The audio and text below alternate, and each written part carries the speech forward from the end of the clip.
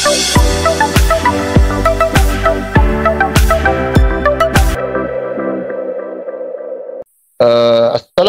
warahmatullahi wabarakatuh dan selamat sejahtera. Alhamdulillah. Jom kita mulakan kelas kita pada malam ini dengan bacaan Ummul Kitab Al-Fatihah. A'udzubillahi minasyaitonirrajim. Bismillahirrahmanirrahim. Alhamdulillahirabbil alamin. Ar-Rahmanirrahim. Maliki yaumiddin. Iyyaka na'budu wa iyyaka nasta'in. Ihdinas siratal mustaqim. Siratal ladzina an'amta 'alaihim ghairil maghdubi 'alaihim. Amin. Bismillahirrahmanirrahim. Allahumma ftah alaina hikmataka wa anshur alaina min qada'in rahmatika ya arhamar rahimin. Rabbi shrah li sadri wa yassir li amri wahlul 'uqdatam min lisani yafqahu qawli. Sallallahu ala sayyidina Muhammad wa ala alihi wa sahbihi wa sallam. Alhamdulillahi rabbil alamin. Amin amin amin ya rabbal alamin. Alhamdulillah. Jadi hari ini insyaAllah kita akan bincangkan seperti mana yang kamu tengoklah dalam slot hari ini. Kita ada 2 slot sebenarnya. Cikgu akan terangkan macam mana cara nak menjawab. Teknik menjawab soalan bagi kertas 2 lah, fizik. Hari ini 2 jam memang biasanya hanya sempat untuk section A sahaja, iaitu soalan 1 hingga 8. Dan cikgu percayalah kamu baru saja lepas PPT ataupun peperiksaan pertengahan tahun, yang mana mungkin kamu dah jawab, kamu dah belajar, tapi teknik macam mana cara yang diterima oleh standard lah kan, yang standard yang diterima oleh pemeriksa lah untuk kamu kata apa, dapat markah maksimum. Itu yang kita nak. Sebab apa? Kalau you tahu konten tapi cara jawab salah pun tak akan dapat markah. Okay, jom kita tengok apa yang kita nak belajar hari ini.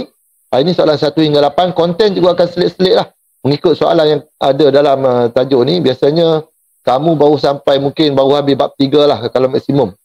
Tapi kalau sekolah teknik ni dia lebih kepada baru sampai bab 2 kot. Baru habis bab 2. Betul kan? Baru habis sampai berat. Betul tak? Saya rasa semua pelajar teknik ni. Tak ada pelajar daripada cikgu jemput juga budak SABS dengan Mahat Tafiz, tapi mungkin cuti kan. Okey, tak apa, yang penting yang mana ada kita akan join, kita akan teruskan. Okey, mari kita tengok yang pertama, muka surat 2 dia akan bagi senarai rumus. Kamu dah jumpa dah itu. Oh, sepatutnya lebih cantik kalau cikgu tunjuk yang ni lah. Okey, sebab ini pertama kali kan, pertama kali kamu cikgu bagi teknik. Baiklah, cikgu tunjuk yang betul-betul punya proper supaya kamu tahu. Lepas ni kamu tahu lah. Ini bahan ceramah cikgu masa tahun lepas. Kita ambil yang sekolah teknik lah. Mana sekolah teknik? Ada tak? Ni last year.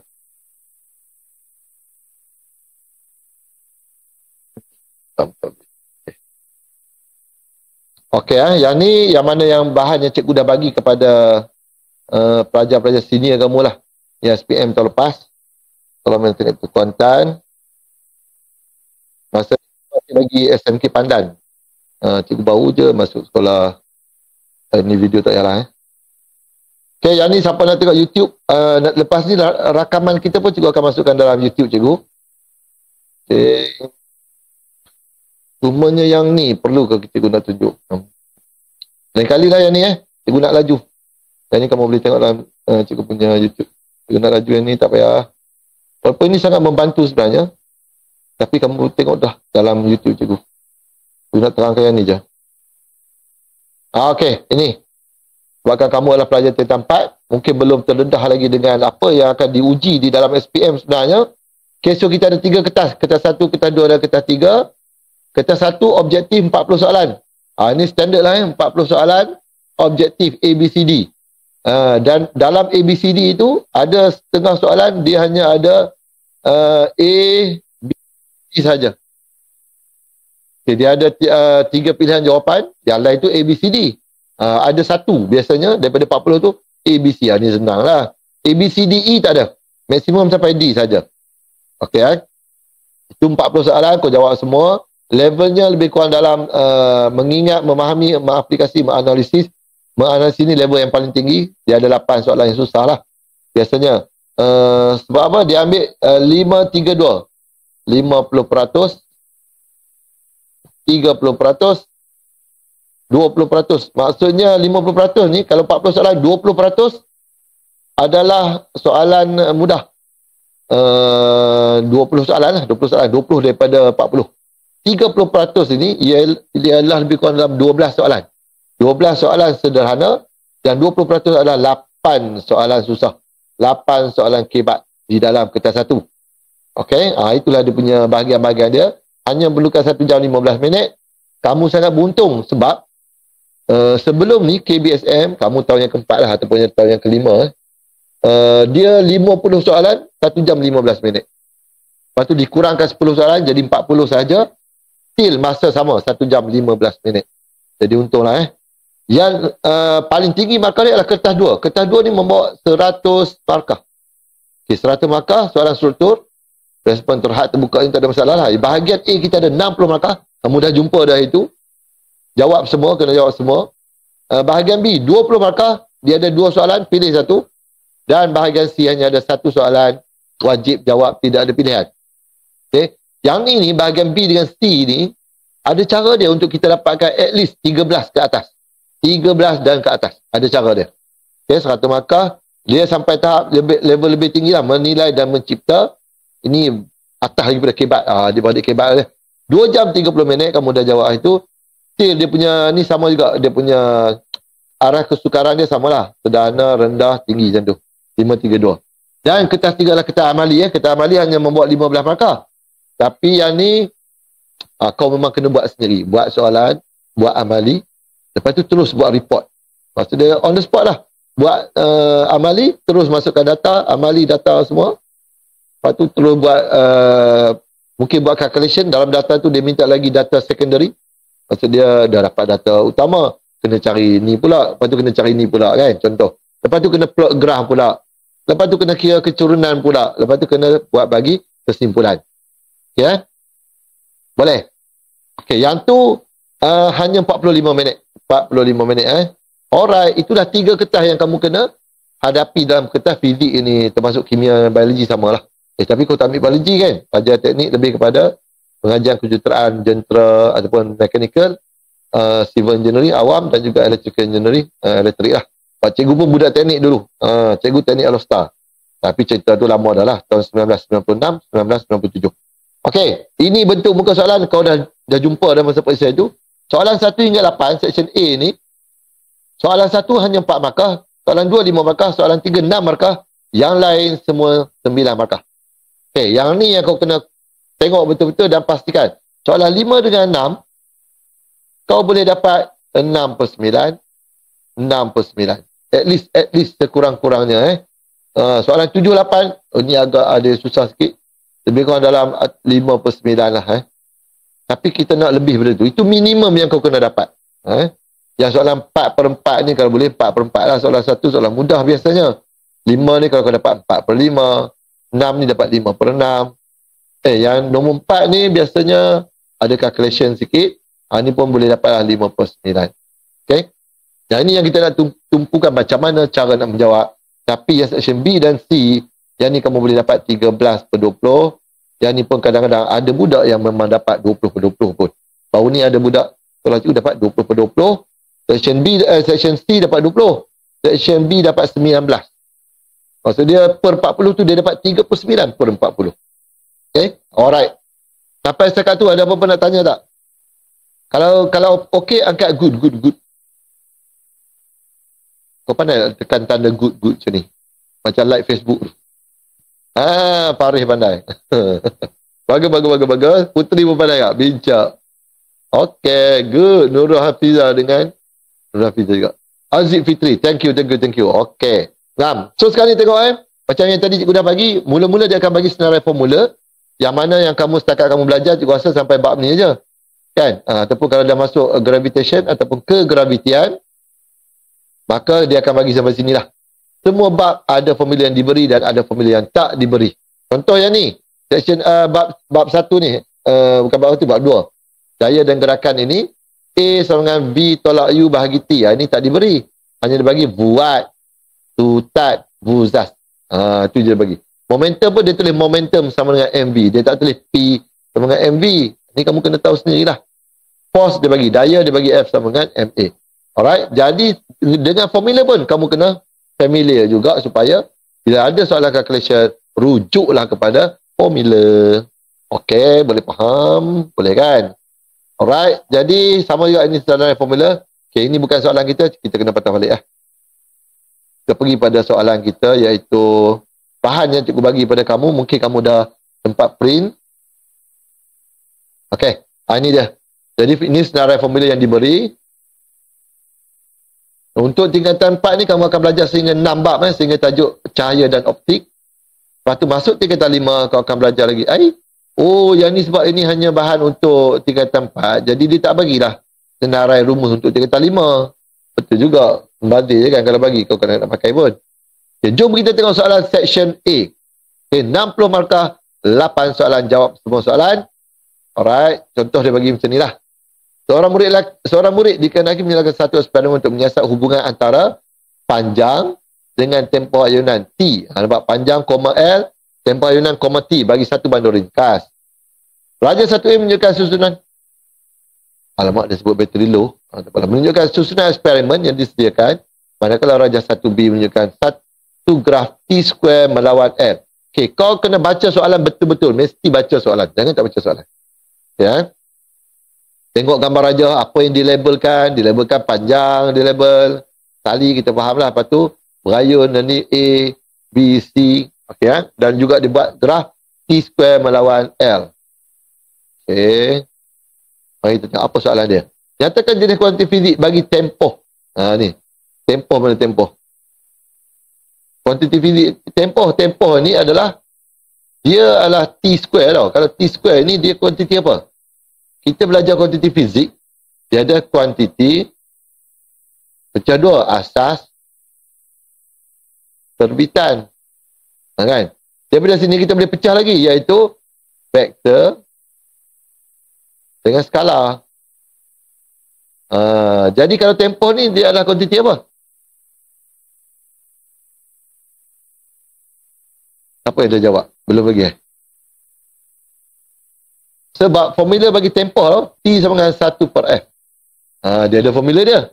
Walaupun unit dia adalah saat, sama macam unit masa, kamu boleh bagi dua jawapan. Yang pertama ialah kamu boleh sebut kuantiti terbitan sebab dia ada formula dia. Kalau masa, kuantiti asas. Tapi kalau tempoh, dia ada kuantiti terbitan. Dan juga kamu boleh sebut kuantiti skala. Itu dua jawapan yang diterima lah. Jenis kuantiti dia ialah skala. Okay, contoh kita buat kuantiti skala. Sebab apa? Sebab tempoh mana ada arah. Kuantiti vektor dia perlukan ada magnitude dan arah. Magnitude dan arah. Dan skala ni apa? Skala ni hanya ada arah sahaja.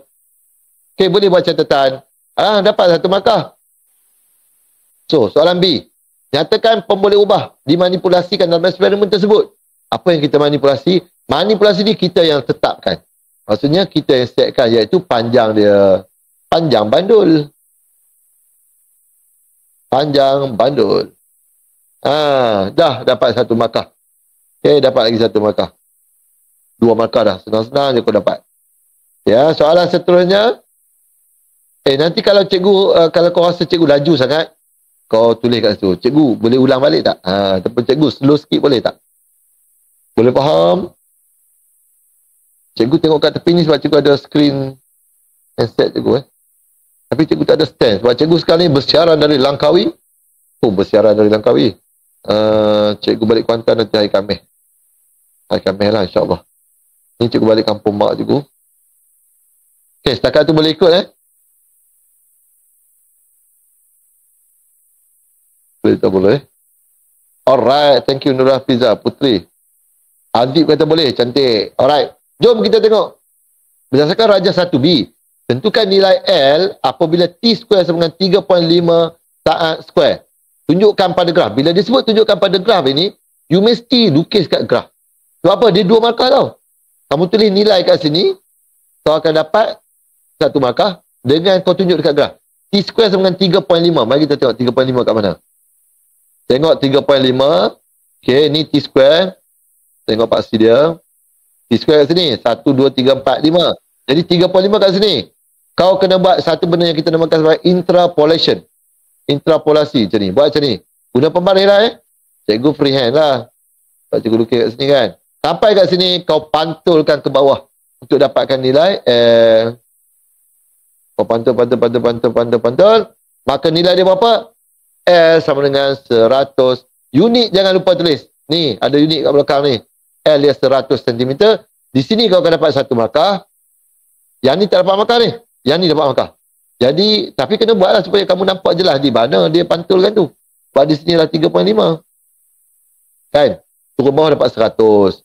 Maka kau salin kat bawah ni 100 cm.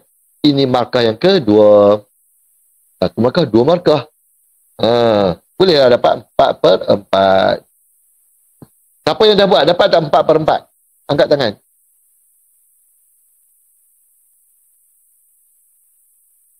Tak dapat? Kau sempat print tak benda bahan ni Sempat kan? Okey. Tak apa. Jom kita teruskan. Soalan nombor 2. Soalan nombor 2. Kejap. Kita nak tengok. Tadi macam ada. Saya nak join. Boleh ke kelas malam ni? Alamak. Waalaikumsalam.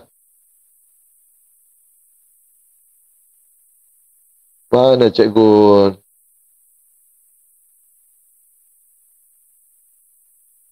Hantar. Kejap.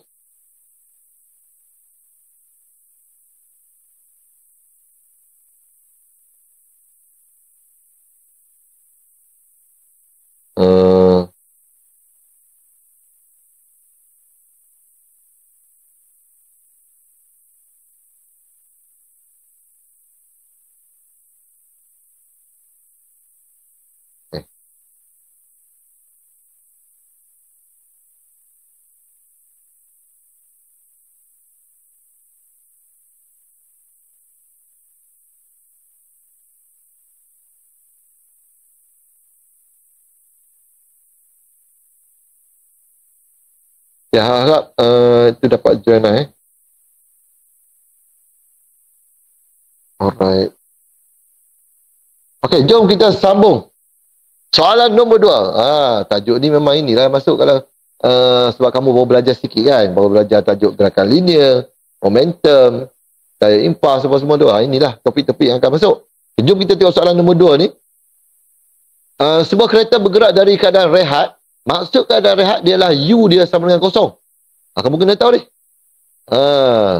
Dengan pecutan 4 meter per second square selama 5 saat. 5 saat adalah T, pecutan lah A sama dengan 4 meter per second square. Okey, lagi satu. Bila kau nampak soalan calculation, cikgu ada satu petua, mungkin kamu pernah dengar, mungkin tak pernah dengar. Saya tak rela gagal ujian. Pernah dengar ke tak pernah? Tak pernah Okey, saya tu ialah apa? Senaraikan. S ni senaraikan. Yang T ni adalah tukar. Yang R itulah rumus. G itulah ganti. Dan U itu adalah unit akhir. Saya tak rela gagal ujian. Itu cara kita nak ingat lah. Maksudnya S itu senaraikan dulu. Apa yang maklumat yang dia bagi, kamu senaraikan. Yang kedua tukar. Contoh, apa yang nak tukar ni? Kalau dia bagi dalam minit, tukar pada saat. Tukar pada SI unit. Kalau dia bagi dalam jam pun tukar pada saat juga. Ada keadaan-keadaan dia memang macam tu. Mesti kita nak pada SI unit. Lepas tu formula. Rumus ni adalah formula. Formula apa kita nak pakai? Buat, sutat, buzas yang tadi ada kata, ataupun rumus ni rujuk kepada senarai rumus. Ganti. G ni maksudnya nilai yang kamu dah ada masuk dalam rumus. Masuk dalam formula. Lepas tu unit akhir mesti ada dan wajib betul. Kalau salah, pangkah terus. Okay, ingatlah saya tak rela gagal ujian. Pastikan lepas ni, nampak soalan calculation, saya tak rela gagal ujian. Macam cikgu ni dah senaraikan. Ataupun senaraikan tepi. U sama dengan kosong. A sama dengan 4 meter per second square. T sama dengan 5 saat. Kemudian bergerak dengan hal laju, kereta tu kemudian bergerak dengan hal laju 20 selama 10 saat. Okey, maksudnya dia bergerak dan memercik, lepas tu bergerak dengan hal laju 20. Ini bergerak dengan hal laju seragam pula cerita lepas tu. Okey. B dia lah ni. 20 meter per saat. Okey. Baca soalan. Apakah maksud hal laju? Yang ni memang kau kena hafal. Hal laju, pecutan, laju, daya impuls itu semua definisi-definisi yang memang kamu kena hafal. Oh, kamu tulis apa? Kadar perubahan sesaran. Bijak. Tulis. Jawapan ialah kadar perubahan sesaran. Mesti ada perkataan kadar. Sebab apa? Hal laju V sama dengan S per T. Maka benda yang per dengan T nama dia kadar. Contoh, A sama dengan V tolak U bahagi T. Ni V tolak U ni perubahan hal laju. Bila per dengan T nama dia kadar perubahan hal laju. Kan? Kalau V untuk D per dengan T, ini laju. V per D per T. D adalah apa? Jarak. Distance kan? Maksud dia adalah kadar perubahan jarak. Kalau hal laju, kadar perubahan sesaran. Dapat 1 markah. Okey, boleh ikut ke tak boleh ikut? Boleh kan? InsyaAllah.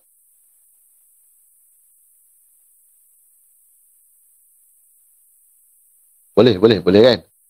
Okey, next. Tentukan pecutan kereta untuk 10 saat terakhir. Ini 5 saat. Lepas tu 10 saat tu dia bergerak dengan hal laju 20 meter per saat. Selama 10 saat. Maksudnya, dia kekalkan sama. Hal laju dia kekal je. Jadi, kalau kamu nak kira pecutan dia, A sama dengan V tolak U bahagi dengan T, hal laju pada sampai 10 saat tu, hal laju dia sama tau. Tak berubah. Hal laju akhir dia 10. Hal laju awal dia pun 10. Perkan dengan 10. Maka kau akan dapat 0 meter per second square. Okey, jadi pecutan kereta itu adalah, kau boleh tulis pecutan adalah sifar. Ataupun tulis pecutan sifar. Ini, pecutan sifar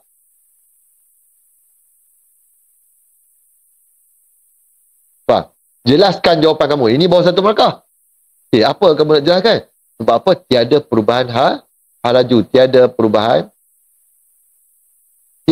perubahan hal laju.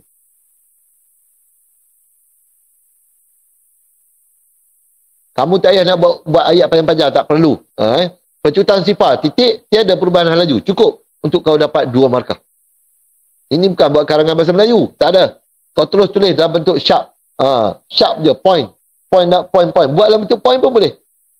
Point pertama, pecutan sifar. Point yang kedua, tiada perubahan hal laju berlaku. Ataupun tiada perubahan hal laju bagi kereta tersebut masa 10 saat yang terakhir. Boleh faham kan situasi dia? Boleh faham kan? Mula dia pecut 5 saat. Lepas tu dia maintain je hal laju dia. 10 saat terakhir tu, maksudnya kita mula ambil. Kalau kita tengok graf, dia jadi macam ni. Bergerak macam ni, 5 saat pertama dia pecut, lepas tu dia maintain je. Ni. Ini adalah 10 meter per saat. Yang ni daripada 5 jadi 15 lah. Sebab ni 10 saat. Maka pada kedudukan ini dia bergerak dengan hal laju seragam. Bila hal laju seragam, tiada perubahan hal laju ataupun pecutan dia adalah sifar. Apabila berlakunya hal laju dia adalah kekal sama ataupun seragam. Kamu boleh jawab juga tiada perubahan hal laju ataupun hal laju seragam. Ini 2 jawapan yang kita terima lah. Okay. Pecutan sifar satu, lagi satu ialah hal laju dia seragam. Ataupun kereta bergerak dengan hal laju seragam. Dapat 2 markah. Boleh faham ke tak boleh faham? Kalau faham angkat tangan.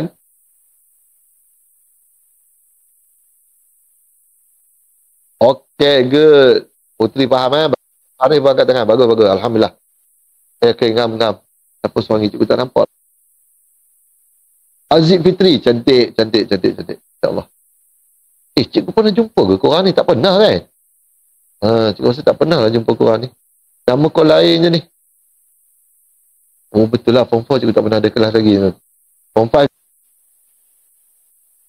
Okay, selamat datang Syazwi. Syazwi ni. Dia dah join ke pula? Okay, Syazwi Ukai. Selamat datang Okay, selamat datang. Cikgu. Syazwi, kamu dah boleh buka bahan tu. Ataulah sempat play kan? Kau boleh dengar ke? Cuba kau cakap. Boleh. Ha. Cikgu? Cikgu punya ni, aku tak tahu lah bateri habis ke apa, tak dengar apa. Ha, cuba cakap. Dengar. Okey, cantik. Okey. Kat mana bahan Okey, thank you. Okey, baik. Kita dah masuk soalan ketiga tau. Soalan 2C. Okey, boleh Alright, jom kita tengok soalan seterusnya, iaitu 2C. Hitung jarak yang dilalui oleh kereta itu selama 5 saat. Kau kena ingat bila kalau kita ada graf, kita boleh gunakan graf. Tapi yang ni dia tak bagi graf. Dia hanya bagi, kita panggil dia apa, description ataupun cara-cara kereta tu bergerak 5 saat yang pertama apa kan. Jadi kalau kita nak kira jarak, kita boleh guna formula. Kita ada VUAT, V sama dengan U tambah AT. Kita ada VUZAS, V square sama dengan U square plus 2AS. Dan kita ada juga SUTAT. Ini cikgu percaya kau dah pernah belajar lah. SUTAT. Itu kan. Dan juga sama dengan U tambah V per dengan 2. Jarak dengan T. SUF. Macam tu. Yang ni semua dia ada kat atas. Dia ada dekat formula. Senarai formula. Jadi kau tengoklah mana yang kita nak pilih. Sekarang ni kita dah ada apa? Hitung jarak. Jarak ataupun sesaran. Kalau dia bergerak lurus, jarak dengan sesaran adalah sama. Melainkan dia patah balik. Itu sesaran akan jadi lain. Tapi kalau bergerak lurus saja, maka kita anggap sesaran adalah sama dengan jarak. Okey, so kita nak cari S lah. Jarak dia. Kita ada V, kita ada U. Dan kita ada A. Maka kita boleh guna ni. VUZAS. VUZAS. Sebab apa kita cari S ni? Maka kita pun masuklah V square sama dengan U square plus 2AS. Kan? Sekarang ni V square dia bergerak daripada kosong mencapai 10. Betul tak tadi dia kata? Daripada rehat mencapai kereta bergerak dengan laju 20. Masya Allah, tadi salah lah. 20 meter per saat selama 10 saat. Ini 20 ni. 20 tolak 20. Bagi dengan 10. Masya Allah. Ini, sorry. Laju 20. Rehat dengan pecutan selama 5 saat. Maksudnya kita kena cari laju akhir dia ni. Tapi kita akan dapat 20 sebenarnya. Okey. Tak apa. Kita boleh guna ni. Maklumat yang kita ada ni, kita boleh cari dulu dia punya laju akhir. Iaitu kita ada U, AT kan. Masa kita boleh guna V sama dengan U tambah AT. U dia kosong. A dia 4. T dia 5. Maka memang kita akan dapat 20 juga. Meter per saat. Kosong negatif 1. Bukan negatif 2 kan. Sebab dia adalah laju akhir. So laju akhir kita dah ada. 20 meter per saat. Kita boleh gunalah VUAS. VUZAS. So sini ialah 20 kuasa 2. U dia kosong. A dia adalah 4. Dan S. Yang ni dah kerja matematik dah. Sini je fizik dia. Kat sini fizik. Ini kau gantikan. Kau dah ada formula. Senarai kau dah senarai dah. Saya tak tukar. Tak payah tukar sebab dia dah bagi semua cantik. Dalam meter per saat. Masa pun dalam saat. Tak perlu tukar dah. Saya tak rela. R. Rumus. Inilah rumus kita pakai. Okay. Lepas tu ganti. Saya tak rela gagal ujian. Kan? Ganti. Masukkan ni. Cikgu dah gantikan. Last kali unit akhir. Okey, unit akhir kita masukkan ini 400. Inilah 8S. Jadi S kita sama dengan 400 bahagi dengan 8. So kita akan dapat 50 meter. Unit akhir meter. Sesaran ataupun jarak adalah 50 meter. Betul kan 50 meter? 500. 50 tak?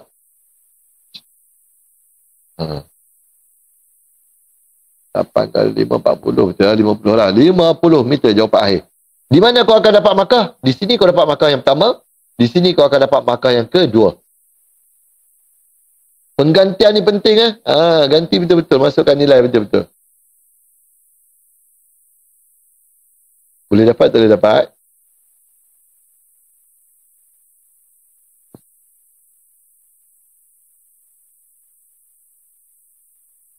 Boleh? Okey, cantik. Cantik adik Fitri kata okey tu. Alhamdulillah. Okey, jom kita tengok soalan yang seterusnya. Soalan nombor 3. Nombor 3 Okey, nombor 3. Ini tajuk kegravitian. Kejap. Korang dah belajar belum tajuk ni? Belajar teknik. Dah belajar belum? Kegravitian. Semester Newton.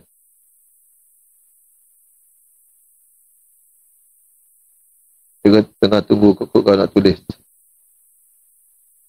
Sudah belajar ke belum?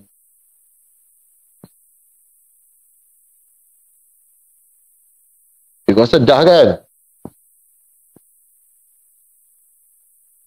Halo? Dah? Okey. Dah. Cantik.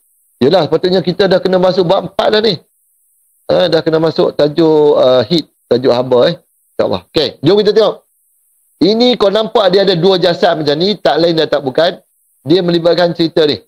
S sama dengan GM1M2 per dengan R2. Ini cerita apa ni? Ini cerita pasal daya graviti ataupun daya lah di antara dua jasad, yang mana daya graviti ini melibatkan dua jasad itu didarabkan dengan pembala kegravitian dan juga dibahagikan jarak dia dikuasa duakan. Ni R2 ni okay, dia kata dua bintang X dengan Y masing-masing dengan jisim M dan 2M yang dipisahkan oleh jarak R. Apakah nama hukum fizik yang terlibat? Hukum fizik dia mestilah itu nama dia hukum kegravitian semester Newton. Hukum kegravitian semester Newton. Nampak semua ni huruf besar. Maksudnya dia satu ayat yang satu word pun tak boleh tinggal. Contoh, hukum semester Newton. Salah. Hukum kegravitian Newton. Salah. Dia mesti hukum kegravitian semester Newton. Kena full. Dia punya center dia kena full terus. Sebab itu nama kata nama khas. Okay? Nama hukum. Contohlah macam kau belajar kan. Prinsip keabadian momentum. Kau tak boleh sebut prinsip momentum saja. Ataupun keabadian momentum saja. Adalah lebih tepat kau sebut penuh. Prinsip keabadian momentum. Hukum gerakan Newton kedua. Hukum gerakan Newton pertama. Untuk initial kan. Maksudnya kena sebut penuh. Boleh pastikan kau ingat dan kau hafal lah. Contohnya hukum gerakan Newton tak sama dengan hukum kegravitian semester Newton ni, lain. Hukum gerakan Newton pertama melibatkan inertia. Hukum gerakan Newton kedua melibatkan daya F dengan MA. Dan hukum gerakan Newton ketiga melibatkan daya action reaction force itu, daya dan tidak balas, yang mana melibatkan juga momentum explosion, iaitu letupan macam senapang pistol kan. Itu je. So di sini kena betul semua word by word, dapatlah satu markah. Okay. Okay. Yang ni sikit lah. Lepas tu dia kau kena ingat formula. Jadi pastikanlah kalau kau tahu, alamak ni cerita pasal apa ni. Kau tengok formula. Formula apa yang terlibat? Tajuk ni kan. Tengok atas. Kegravitian. Dah nampak. F sama dengan GM1M2 per dengan R2. Ataupun gravity sama dengan GM over R2. G tu M ni lah mass of Earth ataupun jisim bumi. Okay ataupun jisim planet lah, mana-mana planet. So sekarang ni kamu dah tahu formula dia. Ungkapkan hubungan antara daya tarikan F antara bintang X dan Y dalam sebutan M, R dan G. Di mana G ialah pembala kegravitian semester. Cantik dah. Formula asal dia adalah G. F dengan GM1M2 per dengan R2. Sekarang ni M tu kalau yang objek M pertama tak X dia M. X ni M. Y pula adalah 2M. Macam tu je. Maksudnya kau kena ubah lah. M1 jadi M. M2 jadi 2M. Itu je kau ubahkan. Jadi kau akan dapat G M 2M perkan dengan R2. Maka yang ni kita boleh letak depan 2M 2mm R2. Ataupun boleh kita kuasa 2 kan lah G 2M2 perkan dengan R2. Inilah jawapan akhir yang dia nak sebenarnya. F sama dengan G2M2 R2. Atau lebih comel lagi macam ni. F sama dengan 2GM2 over R2. Begitu. Sebab ni dia dah sebut bahawa M dengan 2M. M tu nilai yang sama. Maka kita boleh kuasa 2 kan. Okay, boleh dapat ke tak boleh dapat?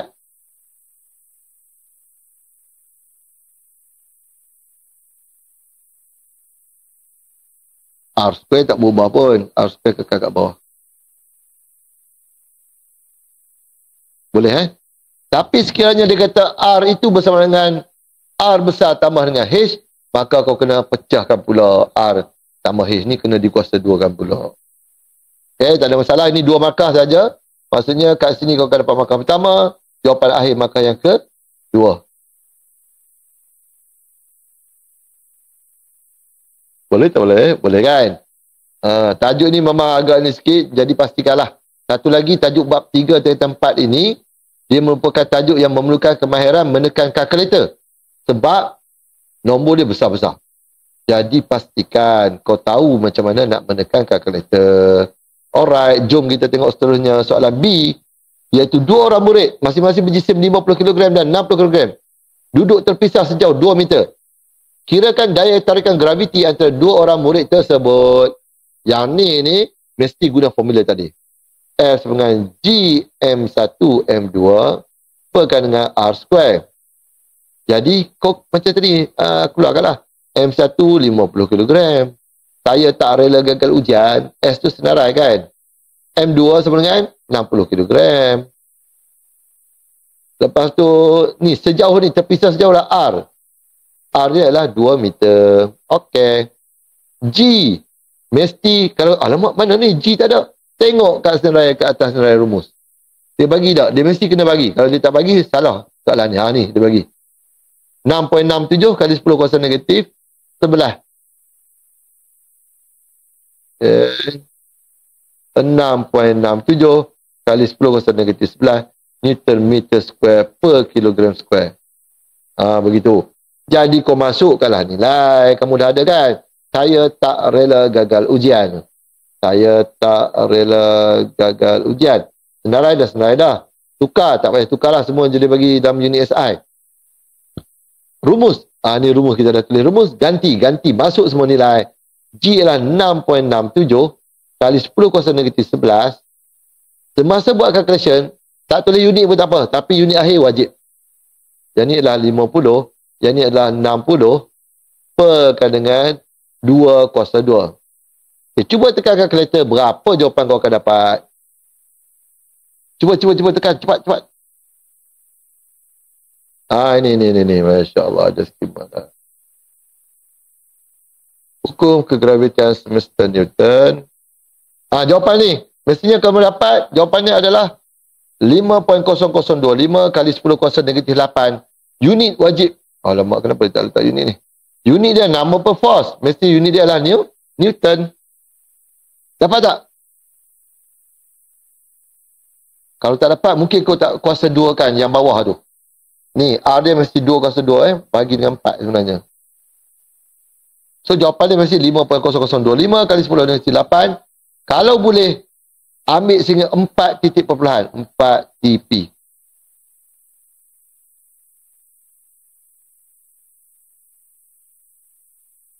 Boleh tak boleh?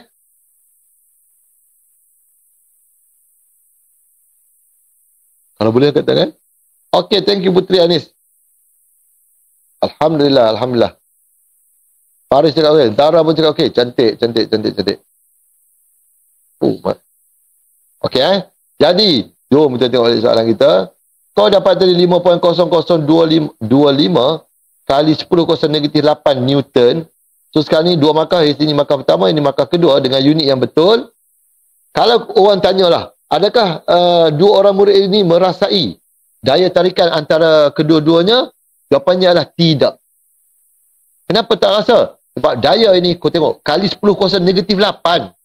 Bermaksud lebih kurang macam ni. 0.0000050025. 1, 2, 3, 4, 5, 6, 7, 8. Macam ni. Inilah daya yang bertindak ke atas kedua-duanya. Kenapa? Dayanya terlalu lemah ataupun terlalu kecil. Daya tarikan graviti terlalu kecil. Daya tarikan terlalu kecil ataupun lemah. Ni. Sebab tu kau dengan kawan kau bukan rasa pun dia tarik. Kau rasa je kawan kau duduk tarik-tarik. Tak ada kan? Kita duduk tak ada tarikan pun, tak ada pun Padahal di antara dua jasad mesti ada daya graviti. Mana-mana dua jasad. Cikgu dengan peti ais ada daya. Cikgu dengan kursi ada daya. Kamu dengan meja ada daya. Kamu dengan laptop ada daya. Sepatut-patutnya. Tetapi kenapa kita tak rasa ditarik dan tak rasa ditolak? Sebab apa? Daya itu terlampau kecil ataupun terlampau lemah. Alright, dah selesai soalan ini. Next. Ada lagi lah. Apakah yang berlaku kepada daya tarikan graviti antara dua murid jika jarak semakin jauh? Kalau jauh lagilah lemah. Kan? Sebab kuranglah jawapan dia. Sebab kalau kita tengok formula F sama dengan G M1 M2 apa dengan R square, dah kalau yang ni tinggi, yang ni akan jadi rendah. Lagi jauh, lagi kurang daya tarikan antara dua jasad. Kalau lagi dekat, bertambah daya. Tapi tambah pun tidaklah sampai kita rasa betul-betul. Daya itu kalau setakat body 50 kg dengan 60 kg. Sebab apa? Jawapan dia, tadi kita dah dapat kali 10 kuasa negatif 8 Newton. Bermaksud sangat-sangat rendah. Boleh faham yang tu? Alright. 6 markah. Dapat bintang. Okay, kalau betul semualah. Okay, jom tengok soalan yang seterusnya. Soalan nombor 4. Tengok soalan nombor 4. Rajah 4 menunjukkan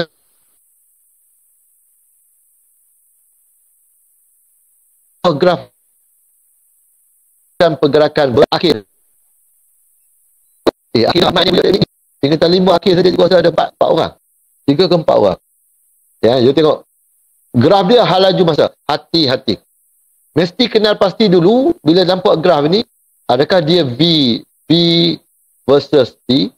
Adakah dia adalah S versus T? Adakah dia adalah A versus T? Tengok yang mana satu. Kalau V versus T, ini yang glamour. Yang mudah budak faham yang ni. Yang keliru yang ni. Dan yang pelajar tak boleh nak lukis yang ni. So dia ada ketiga-tiga ni, dia ada ni sendirilah. Ada yang susah, ada yang senang. Tapi kalau V against T ni, kau tengok kecurunan dia. Kecurunan ni menunjukkan dia adalah pecutan seragam. Pecutan seragam. Yang ni pecutan tifa. Yang ni pula adalah nyah pecutan seragam. Nyah pecutan seragam. Ataupun halaju berkurang. Halaju berkurang dengan seragam. Pecutan seragam kita boleh juga tulis sebagai halaju bertambah. Ingat balik kau dah belajar ni. Ingat balik. Halaju bertambah. Kalau pecutan sifat, dia sebenarnya adalah halaju seragam. Macam kita jawab tadi lah, halaju seragam je dia adalah pecutan sifar. Kenapa? Dah tak berubah halaju dia. Contoh macam ni. A sama B tolak U bahagi T. Kau buat kereta kat highway, 80. Minit yang pertama kita mula ambil masa, 80 km sejam. Minit kedua 80, minit ketiga 80, minit ke 5, 6, 7, 8, 9, 10, semua 80. Jadi halaju awal dia adalah 80, halaju akhir dia pun 80. B dia 80. Awal pun 80. Maka 80 untuk 80. Letaklah berapa puluh jam pun, jawapan dia adalah kosong. Gitu. Sebab apa? Sebab tidak ada berlakunya perubahan halaju. No change in velocity means no acceleration. Tidak ada perubahan halaju, maksudnya tidak ada pecutan. Itu je cerita dia, kan? Dekat B dengan C ni maksudnya pecutan sifar. Halaju seragam bergerak ni. Berapa halaju dia? Inilah halaju dia. Ini graf ni sama macam pergerakan tadi ni. Nampak? 5 saat pertama dia bergerak dengan pecutan macam tu, kan? Lepas tu 20. Cuma ni bukan 20 saat lah. 10 saat. Betul, ni 15. Ya. Ini 10 saat. Bergerak dengan halaju 20 macam tu. Sama macam gerakan tadi. Okey, tak apa. Jom kita tengok. Apakah yang dimasukkan dengan pecutan? Siapa boleh bagi maksud pecutan? Cepat. Apa betul tak ada hadiah? Yalah, nak bagi hadiah macam mana kau? Kau duduk Kuantan. Siapa tahu?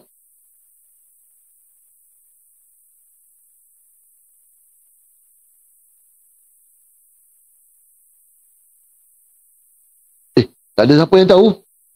Apakah maksud pecutan? Kadar perubahan halaju. Ya, bagus Syazwi dengan Azib. Akmal pun tulis. Cantik, cantik. Kadar perubahan halaju. Jangan salah Kadar perubahan halaju. 1 markah. Definisi ni kena hafal. Memang kena hafal. Tak ada cara lain. Kadar perubahan halaju. Ini je jawapan dia. Tak ada cerita lain lah. Kadar perubahan halaju. 1 markah. Dan sekarang Raja 4. Huraikan pergerakan akhir sama-sama sekali daripada A ke D. A ke D. Maksudnya dalam, kamu kena tulis lah. 5 saat pertama. Poin yang pertama. Pada 5 saat pertama. Pada nak kamu huraikan. 5 saat pertama. Akhir. Apa dia? Mengalami pecutan seragam.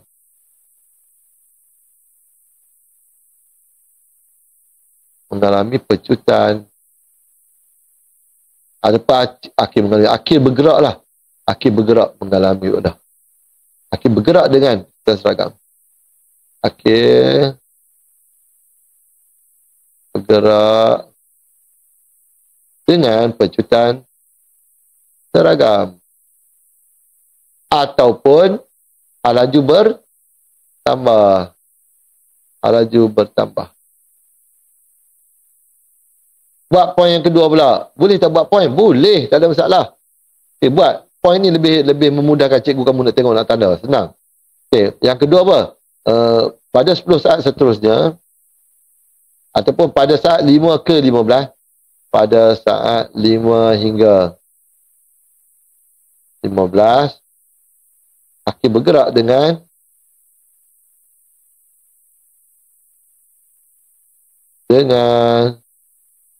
halaju seragam. Ataupun pecutan sifar. Tak ada masalah. Yang ketiga, daripada 19 ke 15. 4 saat seterusnya. Ataupun pada saat 15 hingga 19. Pada saat 15 hingga 19.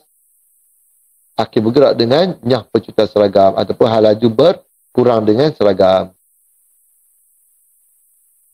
Akhir bergerak dengan halaju berkurang dengan seragam. Halaju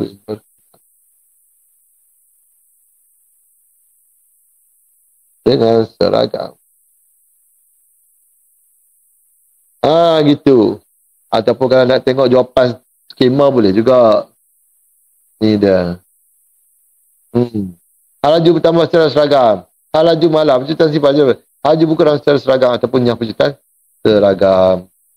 Ni ayat lagi pendek lah. Yang tadi tu kita nak kaitkan dengan situasi betul. Kita letak nama dia. Okay. Boleh ambil je ni jawapan dia.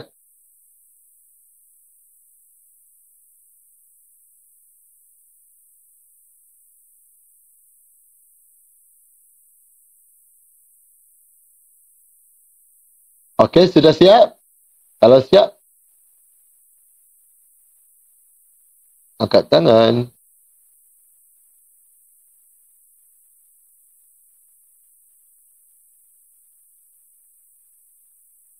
Aduh, dia cakap bateri low, bateri low.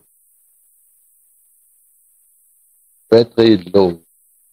Buat macam ni pula lah. Kau masih boleh dengar kan? Sebab cikgu bukan dengar kau cakap pun. Sakit telinga cikgu. Okey, sudah siap ke?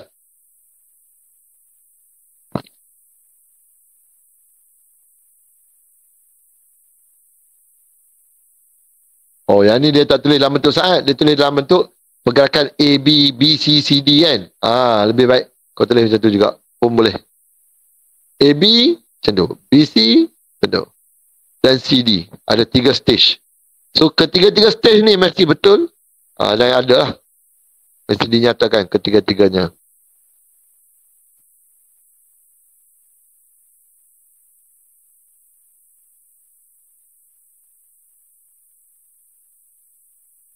Sudah siap ke? Kalau siap, angkat tangan.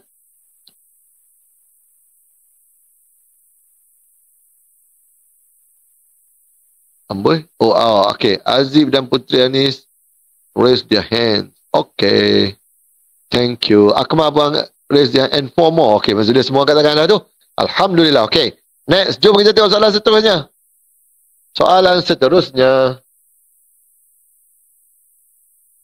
Berdasarkan Rajah 4, hitungkan pecutan dari bagi AB dan BC. Mana AB, BC? A, B, B, C. Okey, cantik. Yang ni bila dia minta kita kira pecutan A, B, sini adalah A, sini adalah B. Maksud sini adalah U dia, sini adalah V dia. Inilah T dia. Tapi kalau BC, B adalah 20, C pun adalah 20 kan. Jadi kau nampak dengan jelas. Jom kita tengok macam mana nak kira pecutan A, B. Kosong dengan 12. Pecutan A, B. A, B sama dengan V tolak U bagi T. B dia adalah 20, U dia adalah kosong. T dia adalah 5. Maka kau akan dapat 4 meter per second square. Unit jangan salah. Unit jangan salah. Mesti 4 ms kuasa negatif 2. Jangan negatif 1. Okay, lepas tu pecutan BC pula sama dengan V tolak U bagi T. V dia adalah 20. U dia pun 20. Bagi dengan 15 tolak 5. Iaitu 10 lah. Kau akan dapat 0 meter per second square. Itu saja jawapan dia. Dapatlah 3 markah. Cikgu rasa yang ni dia bagi markah kat sini. 1, 2, 3. Unit wajib betul. Unit wajib betul. Jumlah sasaran. Jumlah sasaran ni maksudnya sehingga habis lah. Kan? Berita sebut pun daripada saat berapa ke berapa, maksudnya jumlah sasaran. Okey, jumlah sasaran. Kau kena ingat, bila nampak graf dia adalah V lawan T, graf V lawan T, dia adalah sama dengan luas di bawah graf. Luas di bawah graf. Itulah bersamaan dengan jumlah sasaran. Maka, kalau kamu tengok bentuk dia macam ni. Yang ni 20. Yang ni 0 hingga 19. Yang ni bentuk apa? Bentuk dia adalah trapezium. Jadi sasaran sama dengan tengah A tambah B kali dengan T. A mana A? Kalau sini adalah 5, ni adalah 15. Ini adalah 10, ni adalah 19. Dan ni adalah 20. Maka kau akan dapat T dia adalah 20. A tambah B dia adalah 10 dengan 19. Setengah 10 tambah dengan 19 darab dengan 20. Okey. 10 tambah 19, 29. 290 meter. Dapatlah dia punya jawapan akhir dia. Ini satu markah. Ini satu markah lagi. Markah pertama dengan markah kedua. Okey, sampai setakat tu. Boleh ikut tak? Kau tahu tak? Bila sebut luas di bawah graf. Okey, cantik Azib. Kamu boleh kira satu lagi kaedah. Satu lagi kaedah ialah menggunakan segitiga. Yang ni cikgu guna, ini formula trapezium. Trapezium. Kalau kau tak nak guna macam ni, guna satu-satu boleh cikgu? Boleh. Apa pula tak boleh? Kita bahagikan. Bahagian 1. Bahagian 2. Bahagian 3. Okey, jom kita tengok. Luas 1. Pada sama luas bawah graf. Luas 1 sama dengan setengah kali dengan tapak kali dengan tinggi. Iaitu tapak dia 5, tinggi dia 20. Maka 210 dapatlah 50 meter. Luas 1. Luas 2 pula. Luas 2 sama dengan ni kotak ni. Yang tadi bentuk macam ni segitiga. Yang ni bentuk kotak. Iaitulah 15 tolak 5. Dia panjang darab lebar terus lah. 15 tolak 5 adalah 10. 10 darab dengan 20. Kau akan dapat 200 meter. Lepas tu luas 3 pula. Luas 3 sama dengan tengah sebab dia segitiga. Tengah darab dengan ini 19. 19 tolak 5, 4. Atas dia 20. Okey, kau akan dapat mana nak tulis ni? 220, 40 meter. Maka kalau kau tambahkan balik semua, 50 tambah 200 tambah 40, kau akan dapat balik jawapan dia adalah 290 meter. Boleh tak boleh? Boleh tak boleh? Okey, Syazwi angkat tangan. Cantik. Farid, good. Zara. Aziz Fitri. Thank you. Okey, dah dapat apa? Yang ni kena hati-hati lah sebab soalan calculation ni dia nak kita tengok betul-betul nombor dia, jangan tersilap, jangan careless. Jangan careless. Alright, seterusnya soalan nombor 5. Okey.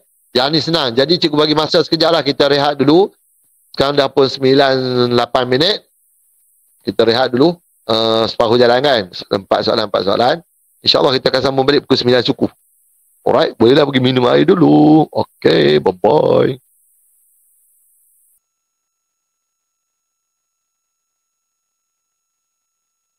Okay. Alright. Cikgu harap kau boleh nampak. Pada skrin yang kedua ni cikgu memang dah nampak cikgu bentangkan soalan nombor 5. Jom kita bincangkan soalan nombor 5. Okay, soalan nombor 5 ni adalah soalan yang sepatutnya kau dapat 6 ke atas per 9. 6 markah ke atas per 9. Kenapa? Sebab dia melibatkan comparison ataupun perbandingan yang mana kamu based on observation, berdasarkan tengok saja. Okay. Lepas tu boleh buat perbandingan. Okay, mari kita tengok. Pelajaran 5.1a menunjukkan satu bilah gergaji berayun secara mengufuk apabila satu beban 50 gram. Pelajaran 5.1b pula menunjukkan graf sesaran masa bagi ayunan bilah gergaji itu. Walaupun tajuk ni kau belum belajar lagi tajuk gelombang, tapi at least kau nampak dah kan apa yang dia tunjukkan. Dia berayun itu, ayunan ni ke kiri ke kanan macam ni lah. Kalau kamu pernah buat eksperimen ini, asalnya dah lepas eksperimen ni, cikgu memang buat lah itu. Ada satu kelas tu, kelas kita buat. Okay, inertia ni kan. So kamu akan nampak lah. Dia akan pergi ke kanan, patah balik ke kiri. Pergi kanan, patah balik ke kiri. Jadi kenapa dapat graf macam ni? Cikgu tunjuk siap lah, senang. Katakan kita ada bandul tau. Bandul macam ni. Tunjuk siap senang. Nanti kau tahulah. Kalau kita ayunkan dia ke situ, katakan inilah A, inilah B, inilah C. Kedudukan keseimbangan dia adalah B. Maksud dia pada kosong ni B. Dan kalau kita tarik ke kanan, katakan ke kanan ni adalah ke atas, maka puncak ni adalah A.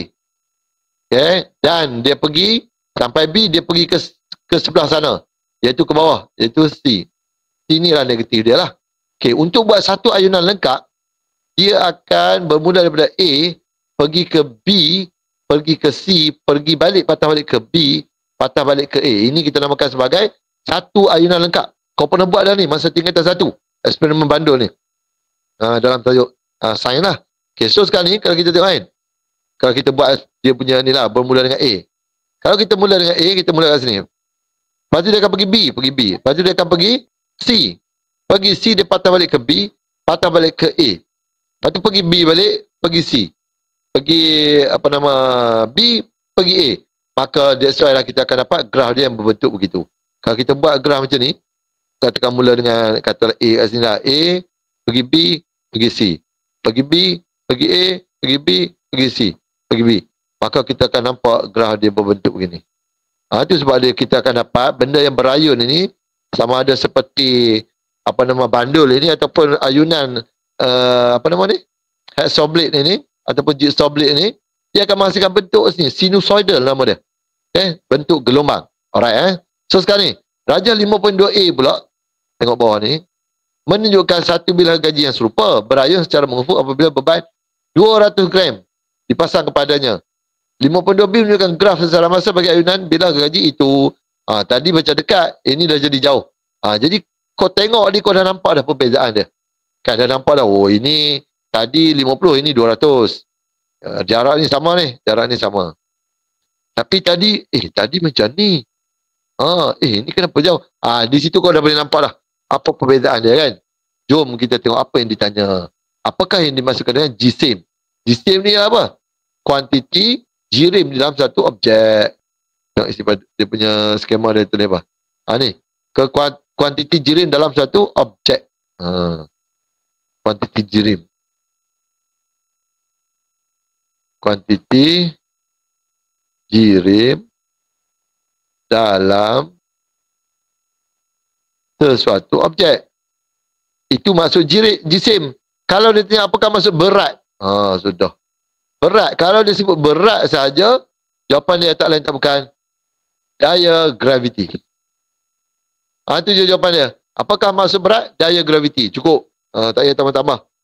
Okay, selesai yang tu. Dapat 1 markah untuk definisi. Kadang-kadang definisi ni lah. Budak tu dapat 8/9. Kenapa? Hilang markah definisi. Sebab dia tak hafal. Jadi kalau kau hafal, insyaAllah kau boleh jawab. Okay, tengok sekarang ni. Perhatikan Rajah 5.1 dan Rajah 5.2.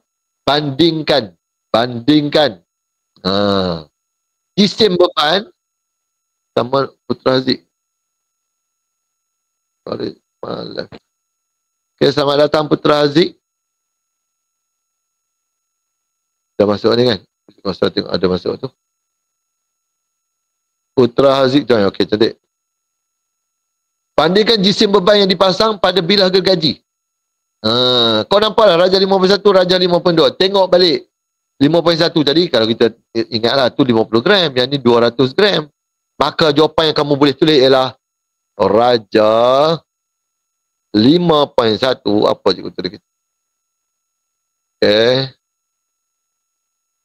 Rajah 5.1, 50. Dia kecil daripada Rajah 5.2. Ini saja yang kau perlu tulis. Senang. Ini je. Ataupun kau nak tulis pula jisim beban yang dipasang pada bilah gaji. Panjang sikit lah. Kan? Ataupun jisim beban. Tak payahlah, sebenarnya ini je cukup. Untuk section A ini saja cukup. Dah cukup untuk kau dapat 1 markah. Rajah ni okey, simbol. Boleh pakai, tak boleh pakai. Memang diterima. Kita ada 5 simbol yang kita terima. Lebih besar daripada, kurang daripada, sama dengan, berkadar terus, dan perubahan tenaga. Daripada tenaga cahaya kepada tenaga elektrik, tenaga elektrik kepada tenaga mekanikal. Tak kisahlah. Yang penting ini untuk perubahan tenaga. 5 simbol yang diterima lah. Boleh tak boleh? Boleh kan? Pastikan kau boleh guna simbol ni. Jangan risau. Lebih besar, lebih kecil. Sama dengan berkadar terus. Dan juga simbol perubahan tenaga. Tapi kalau kau takutlah je guna tulis. Saya nak tulis juga apa nama guna tu. Lebih besar ke lebih kecil. Okey, boleh, tak ada masalah. Tapi elakkan guna ayat ni. Jangan guna ayat lebih kurang. Satu lagi ialah lebih sedikit. Rajah 5.1 lebih sedikit daripada Rajah 5.2. Rajah 5.1 lebih kurang daripada Rajah 5.2. Yang ni ambil kau. Dia pangkah terus. Kau jangan buat pasal. Jangan tulis lebih kurang, jangan tulis lebih sedikit. Kalau kau tulis lebih kurang lah markah kau, dia pangkah terus. Memang takkan dapat markah. Boleh faham tak? Jangan tulislah, lebih baik guna simbol. Thank you Zara. Zara cakap, okay, good. Patutnya kau tap screen. Kan? Macam buat TikTok. Kalau buat live TikTok pun tak apa. Jangan lupa follow TikTok cikgu dekat cikgu. Yeah. Okay, okay, bandingkan bilangan ayunan dalam 3 saat. Bilangan ayunan dalam 3 saat. Oh, yang ni bila sebut 3 saat, dia melibatkan graf. Jom kita tengok. 3 saat, ni 3 saat. Yang ni 3 saat. Okay, berapa ayunan? Ayunan itu, satu ayunan lengkap ialah daripada puncak ke puncak. Puncak ke puncak, ataupun lembangan ke lembangan. Ini kita panggil puncak, ni puncak. Ni lembangan bawah. Ataupun daripada satu ni, dia buat satu kita positif, satu kita negatif. Ini dikira satu ayunan lengkap. Okay, ni satu ayunan lengkap. Okay, satu ayunan lengkap. Dah ni berapa ayunan lengkap? 2, 3 ayunan lengkap. Okay, 5.2 ni 3 ayunan, 3 ayunan. Dan yang bawah apa? Yang ni hanyalah tengah, 1 tengah, 1.5 ayunan. Bermaksud yang mana lebih besar? Bilangan ayunan dalam 3 saat. Rajah 5.1 lebih besar daripada Rajah 5.2. Kenapa Rajah 5.1 lebih besar? Memanglah dia 3. Yang ni 1.5 saja. Bandingkan tempoh ayunan. Tempoh ayunan memang kau kena tengok berapa masa untuk diambil membuat satu ayunan lengkap. Ni tengok.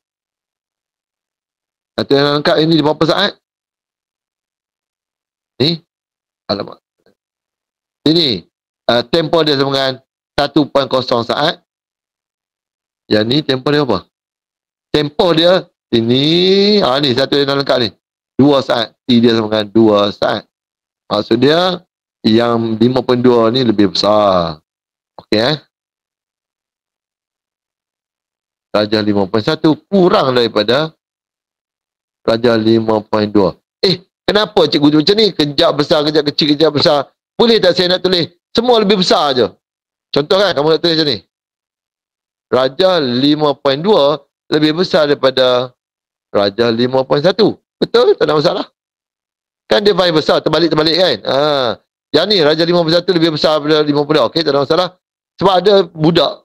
Dia memang suka tulis yang mana lebih besar, dia akan tulis. Macam tu. Okey, tak ada masalah. Sama macam ni. Yang bawah ni pun boleh darjah 5.2 lebih besar daripada darjah 5.1. Okey, diterima. Jawapan ni semua diterima. Tapi, kenapa cikgu susun 5.1, 5.1, 5.1 kat depan? Ada sebab dia. Jadi cikgu padang yang ni, ini jawapan lain yang diterima lah. Tak ada kata salah. Okey, cikgu. Kenapa cikgu susun 5.1 kat depan?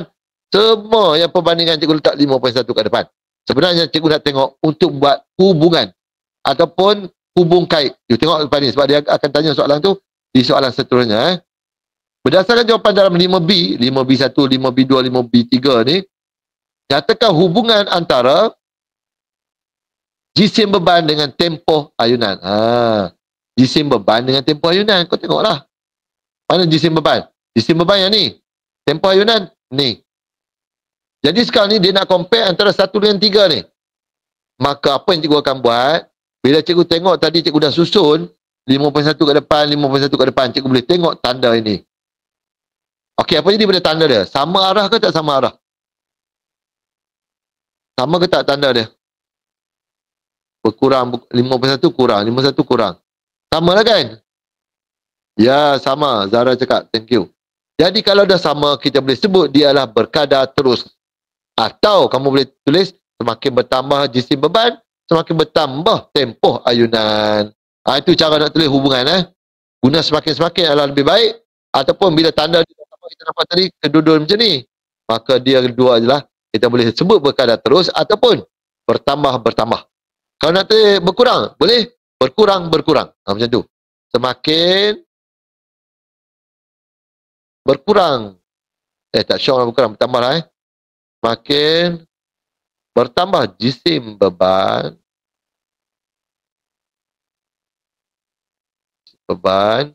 Semakin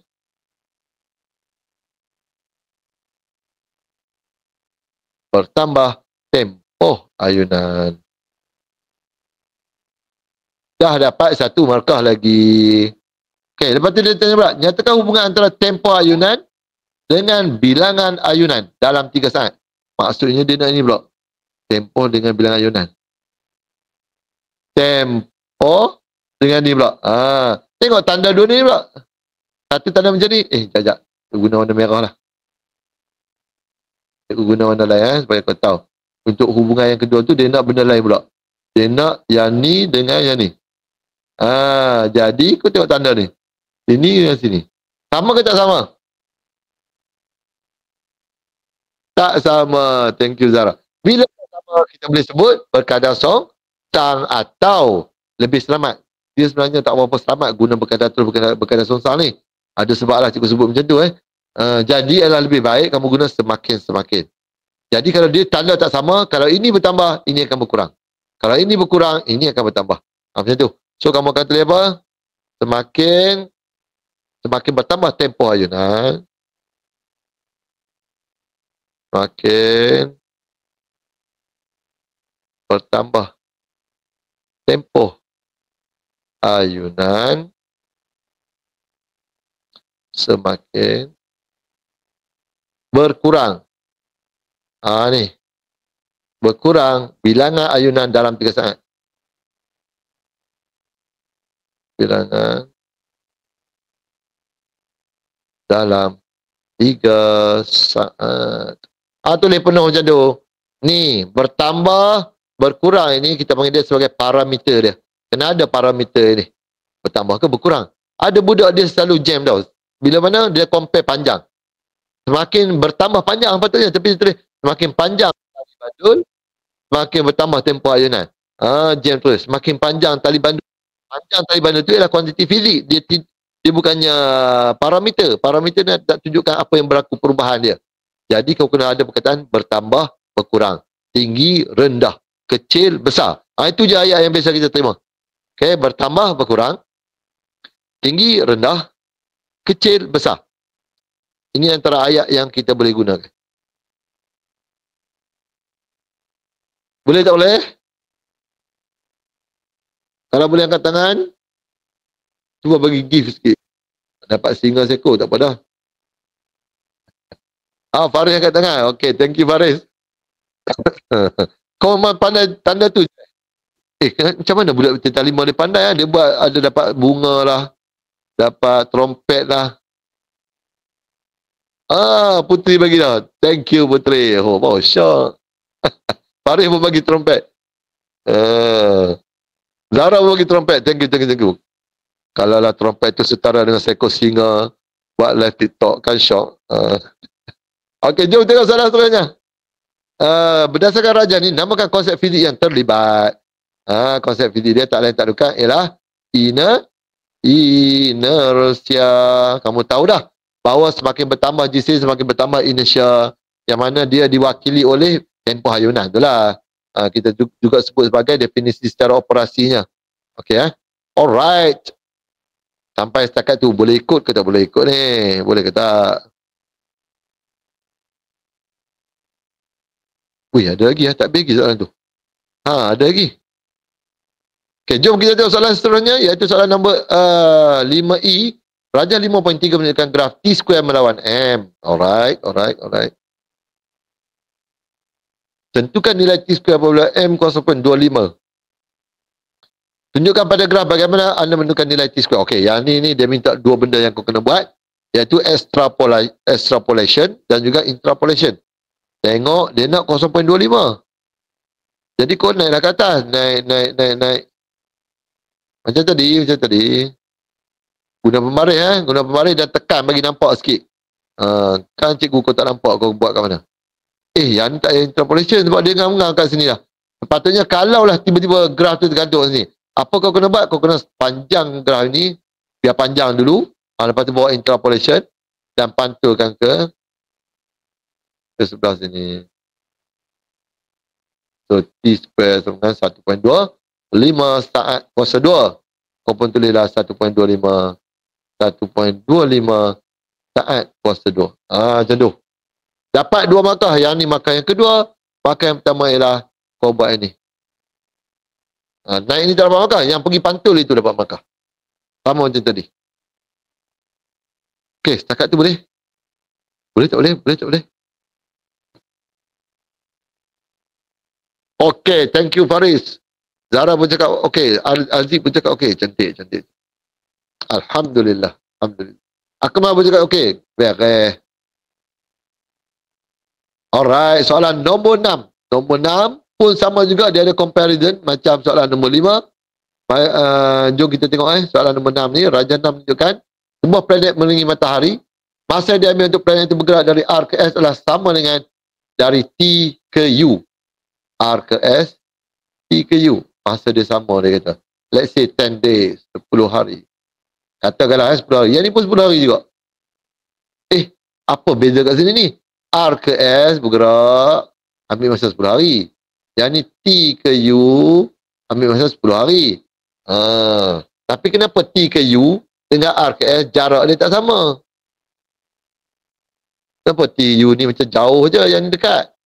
Siapa tahu reason dia kenapa?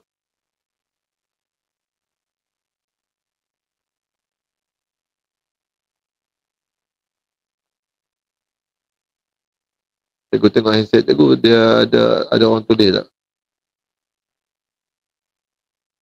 Ada Sudah pastilah kerana apa? Kau bayangkan masa sama, tapi jarak tak sama. T dengan U ni lebih jauh daripada RS. Contoh mudah macam ni lah, kita ada 2 orang. Okey, cikgu sebutlah. Okey, dalam masa 2 minit, yang A, kau berlari. Yang B, kau berjalan. Dalam masa 2 minit, berhenti. Selepas 2 minit, kita pun kata, stop. Bila stop, sudah pastilah. Dia mula dua-dua ni. Selepas 2 minit, yang A ni berlari, yang B ni berjalan. Selepas 2 minit tu kata okey stop. Yang A ni sudah pasti dia dah sampai sini sebab apa dia berlari laju. Yang B ni baru sampai sini. Kenapa dia dekat? Sebab dia berjalan, dia perlahan. Yang ni perlahan. Yang ni laju. Jadi jarak yang laju jauh lah berbanding dengan yang perlahan. Dah pastilah yang laju ni dah mana sama berlari dengan berjalan kan. Jadi kita tahulah masa walaupun sama kedua-duanya menghabiskan dalam masa 2 minit, tapi yang A ni lebih jauh. Sebab apa? Kelajuan dia lebih tinggi. Sama macam ni lah. E ke U ni dia lebih laju berbanding dengan RS. Sebab RS ni dia jauh daripada matahari. Daya tarikan graviti dia pun tak kuat. Jadi perlahan yang ni lebih laju T ke U. Kalau kita ada satu lagi keadaan macam ni. Katakan dengan JK lah. Katakan JK. Kalau dia sebut JK ni 10 hari, maka sudah pasti yang ni luas ni yang dicakupi ni dan luas yang bawah lukis ini adalah sama. Ini yang kita panggil hukum Kepler yang ketiga, iaitu luas dan masa dia adalah sama berdasarkan apa nama ni lah. Kepler cikgu tak tulis lagi Apa maksud Kepler?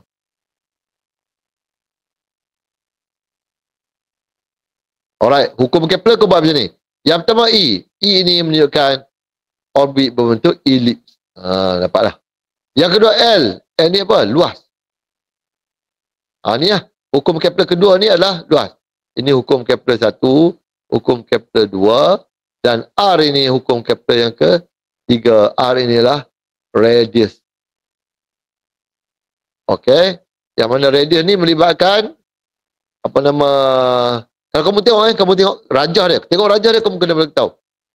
Contoh. Yang elip ni. Nampak je gambar macam ni, nampak gambar macam ni. Matahari kat sini. Okey, dia buat macam ni pula. Dia kata orbit planet adalah berbentuk elip dan matahari berada di salah satu daripada titik fokusnya. Tahu dah.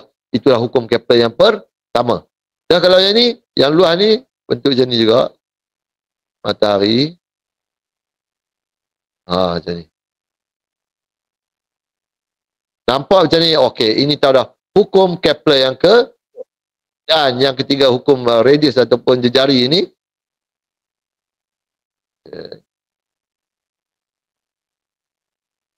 Ini satellite. Ini satellite.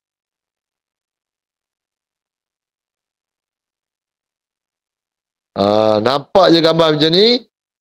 Inilah R1, inilah R2. Maka inilah T2, inilah T1. Keluarlah formula T darab di formula tu R. T kuasa 2 berkaitan dengan R kuasa 3. Formula dia adalah T1 kuasa 2 per dengan T2 kuasa 2 sama dengan R1 kuasa 3 per dengan R2 kuasa 3. Dapat formula. Ini hukum Kepler yang ketiga. Maksudnya yang ni yang kita tengok ni, dia adalah hukum Kepler yang kedua. Kan? Nyatakan kedudukan matahari dalam orbit planet. Orbit planet ni maksud dia di tengah ataupun di dalam keadaan di salah satu dari titik fokus dia. Yang kita tengok skema dia apa? Focus of ellipse. Dia berada di pada salah satu titik fokus ellipse itu. Okey, boleh? Nyatakan hukum yang tiba dan menerangkan A1. A1 tau. Bukan gambar ni. Dia nak hukum A1 ni, menerangkan A1. A1 tadi kamu dah sebut dia berada di salah satu titik fokus. Maka hukum Kepler itu ialah hukum Kepler yang pertama. Dan ni Ahmad tergolek ni, dia ingatkan gambar ni, dia pun tulis hukum Kepler kedua. Yang terus. Padahal dia tanya yang A1. A1 kenapa kita jawab elip? Berada di titik fokus dia. Iaitu dah masuk apa nama, ataupun termasuk dalam hukum Kepler pertama. Ni hukum Kepler pertama ni. Hukum Kepler. Okey, dapat satu markah.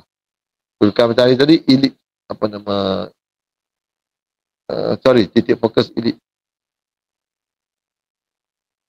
Fokus elip. Okey. Bandingkan. Sama juga macam tadi. Yang pertama kan, kau bandingkan. Compare jarak bagi RS dengan TU. RS, TU. Sudah pastilah TU lebih besar. Kan? Jadi, yang ni jarak. Nak tulis jarak boleh? Jarak RS kurang daripada TU. Macam tu. Luas yang dicakupi oleh planet ROS dengan TOU. Nak tulis luas sini boleh. Luas ROS sama dengan TOU. Tulis tu. Laju linear bagi planet dari R ke S dan T ke U. Sudah pastilah. Kalau nak tulis juga laju linear. Dan linear R ke S lebih R ke S mana? R ke S. R ke S yang belakang.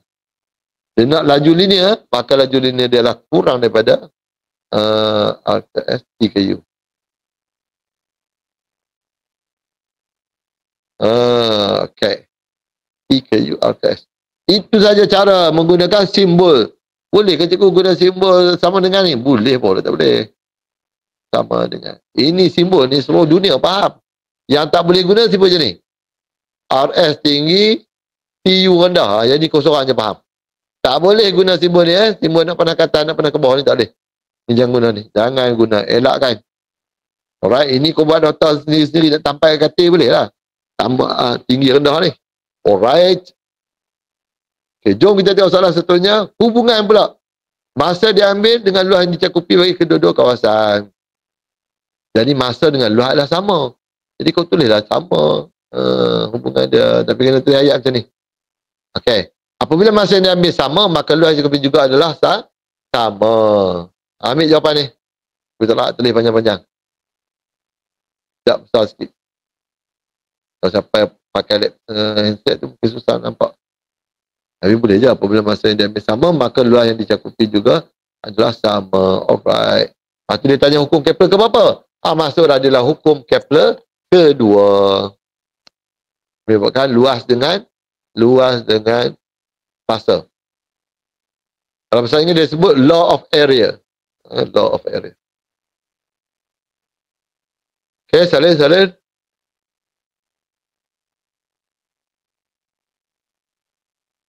Sudah siapkah?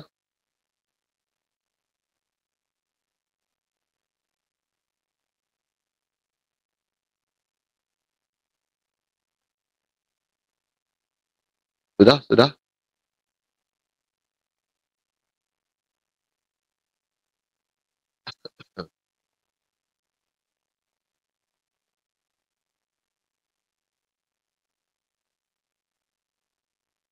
Okay, boleh ni. Dah boleh ke tak boleh? Cubaan.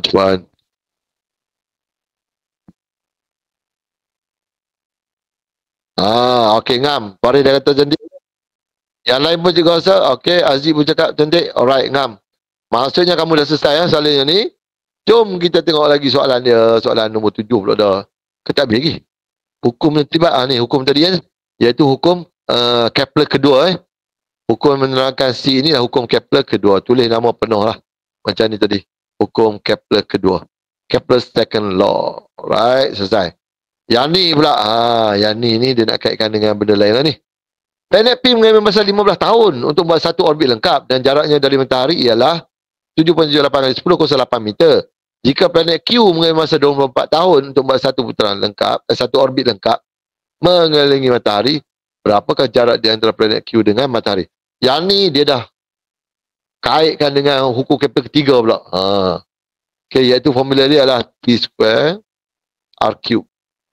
T1 square per dengan T2 square R1 cube over dengan R2 cube. Okay, jadi planet P mengambil masa 15 tahun. Kita buat dulu. Masa 15 tahun per tahun ini adalah T. TP. TP. Jarak matahari. Ini adalah RP. Okay, jadi kita keluarkan maklumat. TP 15 tahun. RP 7.78 kali 10 kuasa 8 meter. Lepas tu jika planet Q mengambil masa TQ 24 tahun.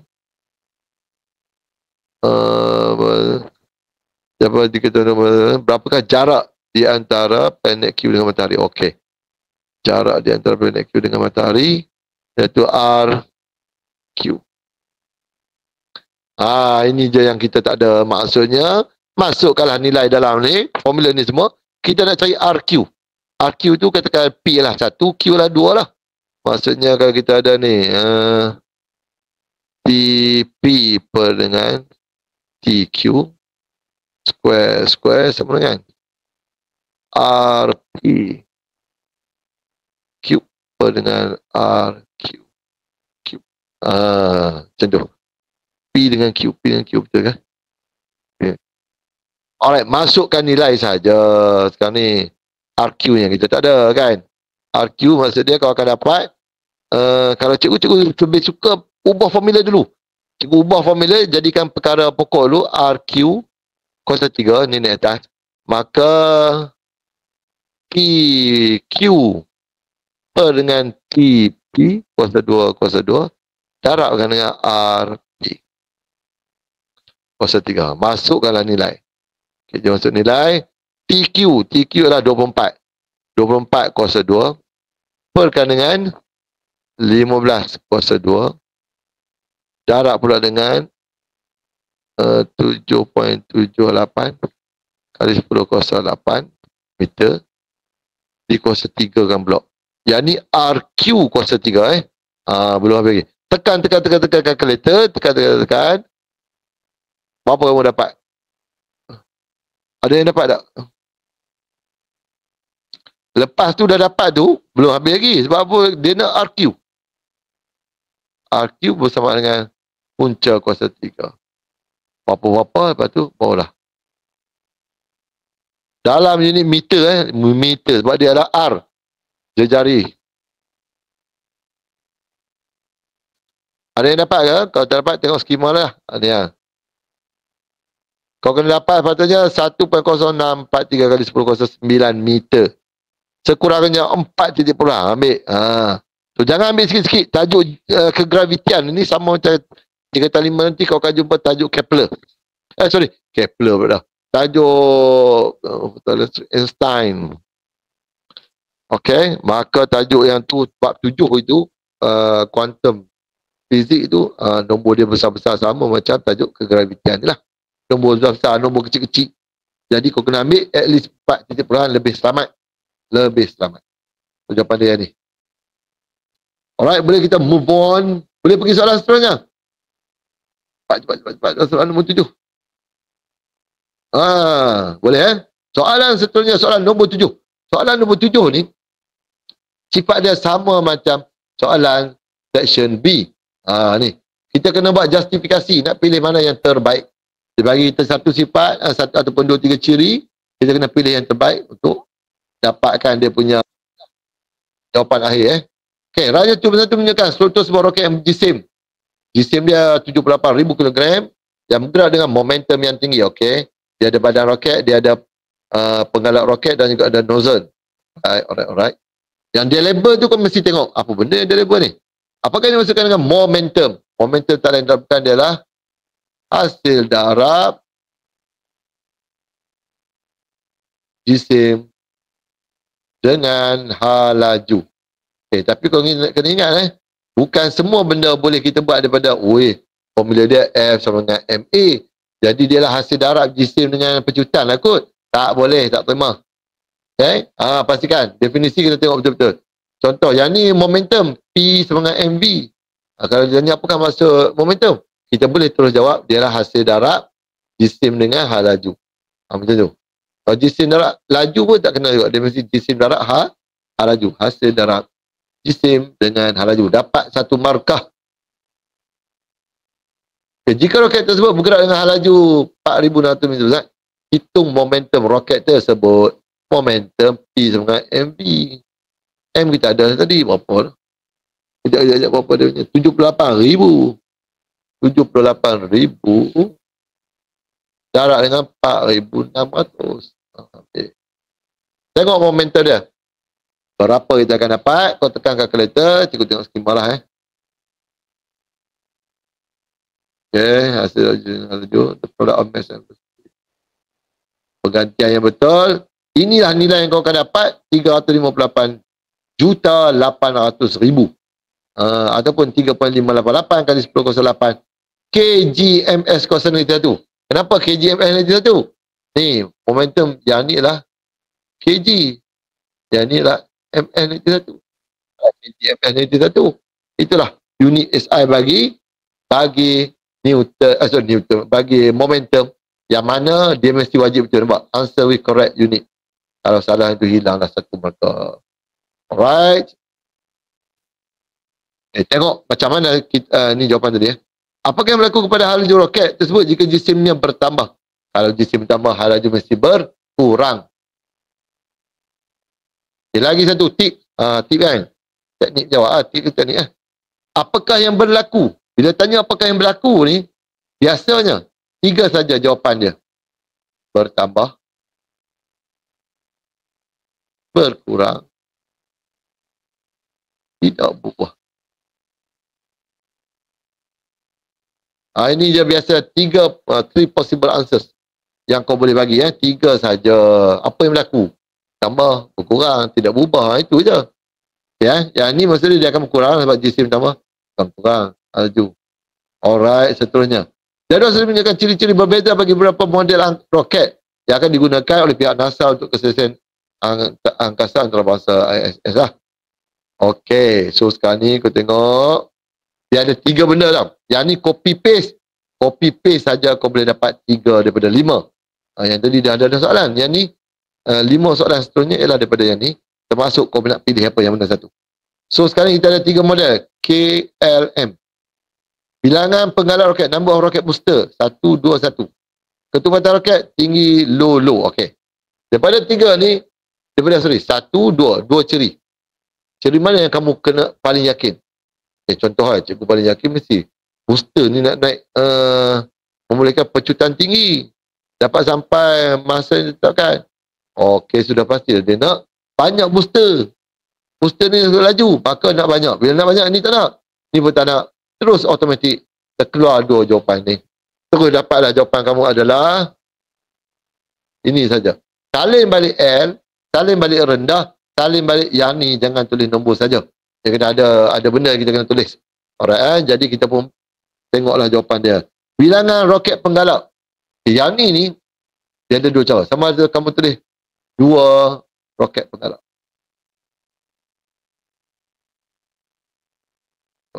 Ataupun banyak. Bilangan roket penggalak banyak. 1 sikit, 2 tu banyak. Kan? Sebab apa? Menghasilkan daya yang lebih tinggi.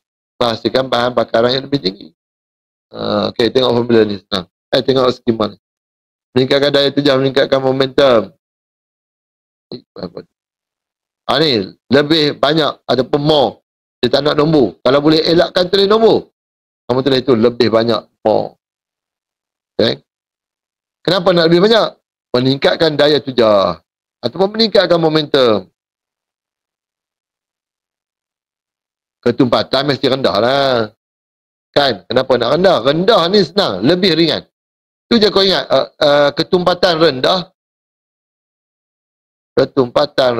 mesti dia lebih ringan. Ataupun jisim lebih kecil ataupun lebih rendah. Jisim. Ini semua ayat-ayat kita boleh terima lah. Ketumpatan rendah, ringan. Tentu pun kita dapat terima dah. Okay, boleh? Dah siap? Dah siap ke? Cepat. 3 minit lagi. InsyaAllah. Nombor 7 ni. Jadi, saya memilih L. Okay, sebab tadi kan, ketumpatan roket rendah ataupun tengok sini, dia tulis rendah. Ikut je rendah. Nak tambah lebih pun tak apalah. Lebih rendah. Rendah. Apa reason dia? Ringan. Ringan ataupun jisim. Okey. Bagi satu. Okay. Satu lagi tip dia. Untuk soalan section A ni, soalan nombor 7 dan nombor 8, pastikan kau jangan bagi banyak sangat jawapannya. Jangan bagi 2. Kalau boleh 1 saja yang paling kau yakin. Sebab apa? Kalau 1 betul 1 salah, dia akan kata contradiction. Maksud dia, wrong cancel right. Yang salah tu akan menyebabkan yang betul pun jadi salah juga. Jadi hati-hatilah nak letak dia punya reason ni. Okay. Berdasarkan jawapan ni, saya pilih apa? Saya pilih L. Tulis itu cukup. Dah selesai. Terus dapat markah 1. Ke tadi? L lah. Okay, dapat. Dapat tak dapat? Angkat tangan. Okey, Putri cakap, Syazwi cakap, okey, cantik. Zara pun cakap cantik. Faris pun angkat tangan. Okey, ngam.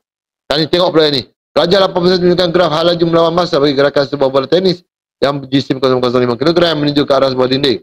Bola tersebut mengalami pelanggaran kenyal dan melantun pada arah bertentangan. Lepas pelanggaran. Jadi ayat soalan ini penting. Kau kena baca.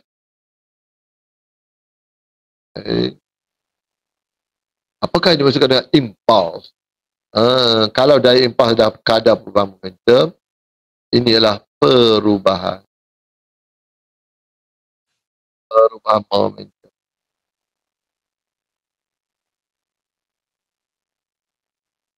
Okay. Tapi kalau disebut daya impuls, kadar perubahan momentum. Itu beza dia tu. Rate of change of impulse.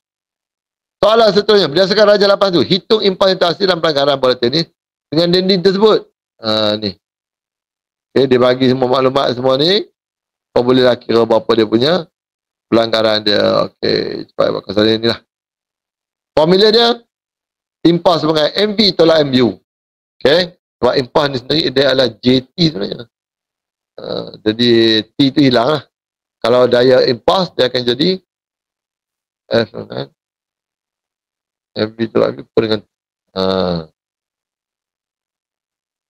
okay, jadi kau akan dapat macam ni lah. MV tolak MU sama dengan 0,05 kali dengan negatif 3. Tolak 0,05 kali dengan 5. Kenapa negatif 3? Sebab dia tulis melantun. Kalau melantun tu maksudnya dia in opposite direction lah. Opposite direction, you kena letak tanda negatif. Last kali jawapan negatif 0,4. Newton. Dapat tak dapat ni? Boleh dapat InsyaAllah Ada Newton melantun Newton saat. Kenapa Newton saat? Tengok ni. J ni, impuls itu. Newton. T ni adalah apa dah ni? Apa maksud dia? Okay. Next. Alright, dah nampak sini kan? Berdasarkan ni semua dah. Okay, yang ni.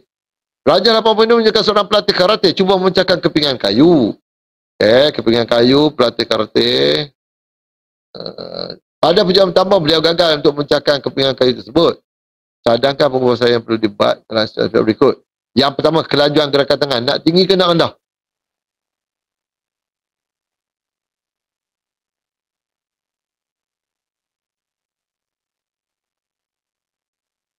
Tinggi ke rendah? Laju kelajuan dia? Kau slow je tu.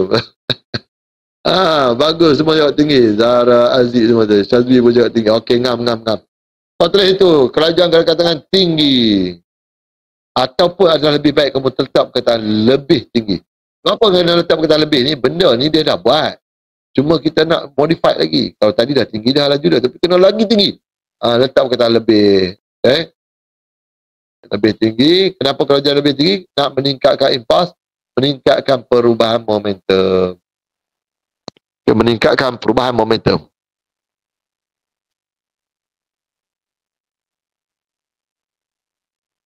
Pun sama juga, jangan bagi jawapan lebih daripada satu. Lebih baik lebih satu je, bagi satu je. Kalau tangan lebih tinggi, meningkatkan perubahan momentum.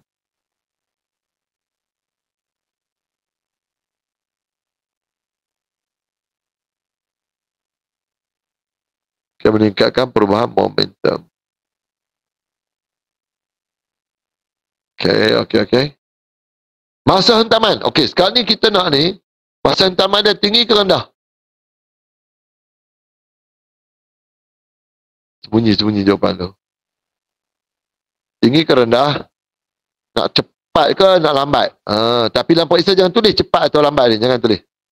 Masa tinggi, masa rendah. Itu. Masa rendah tu lambat, masa tinggi. Okey. Rendah. Dia kata rendah, benarlah begitu. Time of impact kita nak sangat singkat. Rendah. Ya. Low time of impact. Jadi, kenapa kita nak masa hentaman lebih singkat ataupun shorter time? Meningkatkan daya impuls. Okay, dia akan meningkatkan daya impuls sebab kita tahu dah formula dia F sama dengan MV tolak dengan MU dengan T. Dan kalau masa dia sangat singkat, maka daya yang terhasil adalah sangat tinggi. tinggi. Itu maksud dia tu. Masa hentaman lebih singkat, meningkatkan daya impuls. Okey, lepas tu apa lagi? Dia tanya, luas permukaan sentuhan. Kalau nak tinggikan tekanan, mesti kena rendah luas permukaan dia. Sebab tu mata pisau dengan belakang pisau tak sama. Ketajaman dia, yang mata pisau tu dia sangat-sangat nipis. Luas permukaan dia. Kan? Sebab tu tekanan dia akan menghasilkan tekanan tinggi. Tapi kalau dia tebal macam belakang pisau, memang tak boleh lah tekanan rendah. Kan? Okey. Ni, luas permukaan sentuhan kecil, kenapa nak kecil? Sebab meningkatkan tekanan. Berdasarkan formula inilah, P sama dengan F per A, kalau dah A tu rendah, maka P ni akan jadi lebih tinggi pressure dia. Tapi kalau ni panjang je masa dia, pendek lah dia punya daya impas tau. Sebab tu dia orang, bila daya impas ni, memanjangkan masa hentaman. Cara macam mana? Kalau dia terjun, dia akan membengkokkan kaki dia. Membengkokkan itu sebenarnya menambahkan masa. Tapi yang ni dia lebih kepada tekanan. Tekanan kita kaitkan dengan luas permukaan. Jadi kecil, dan kelajuan yang tinggi. Okey, lepas tu, habis dah. Alright, jadi soalan nombor 8 ni untuk pengetahuan kamu lah. Kamu dah jawab dah soalan periksa kan? Soalan nombor 8 sama macam soalan section C. Iaitu kita yang kena buat modification, nak buat benda yang lebih baik. Okey, kita kena buat modification. Jadi selesailah tugasan kita hari ni. Minta maaf terlebih sikit dalam 5 minit. InsyaAllah siapa yang ada di sini yang untuk join besok, kita akan buat kelas masa yang sama untuk bincangkan budak section B dan C saja, macam mana kau nak dapatkan markah kalau boleh minimum 13 per 20. Jadi sampai situ dulu untuk hari ini. Mohon ampun dan maaf salah dan silap. InsyaAllah ada rezeki ada umur kita jumpa lagi. Assalamualaikum warahmatullahi wabarakatuh. Bye-bye.